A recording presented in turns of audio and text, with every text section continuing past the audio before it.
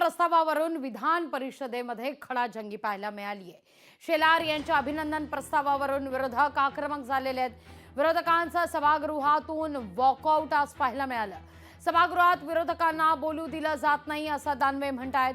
World cup जिंकल्यानं Shelar यांचं अभिनंदन करा असा भाजपचा आग्रह असल्याचा आरोप आहे। तर खेळाडूंऐवजी शेलारांचं अभिनंदन कशा करता असा सवाल दानवे यांनी उपस्थित केलाय।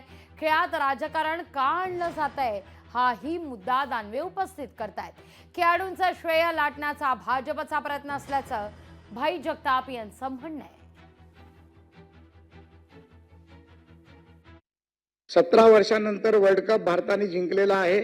त्या विधिमंडळाने सर्वानुमते एक ठराव अभिनंदनाचा करावा आणि तो बीसीसीआयला पाठवावा आणि आपल्याच या विधिमंडळातील विधानसभेचे सदस्य सन्माननीय आशिष शेलारे बीसीसीआयचे खजिनदार देखील आहेत। त्यामुळे त्यांचं देखील अभिनंदन आपण या सभागृहातून केलं पाहिजे अशी माझी विनंती। अरे काय घटनेला पाहिजे ना, भाऊ बोला ना। ठीक आहे, याच्यावरती गटनेत्यांच्या बरोबर बोलून आपण ठरवू।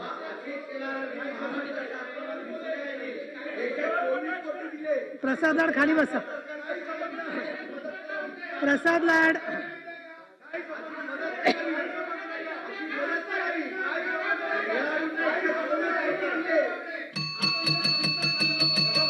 प्रसाद लाड खाली बसा। चला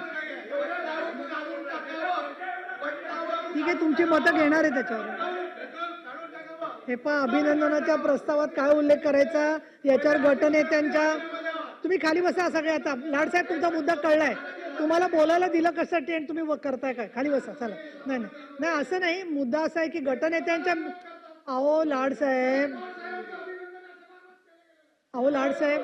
हा सगळा विषय तुम्हाला प्रश्नोत्तराचा असू द्यायचा नाही का? हे पहा, गटनेत्यांच्या मीटिंग मध्ये ही सगळी चर्चा होत असते आणि त्याप्रमाणे आपण प्रस्ताव करू। आता वादविवाद करू नका। लोकशाही मराठी ऐका, पहा, जागरूक रहा।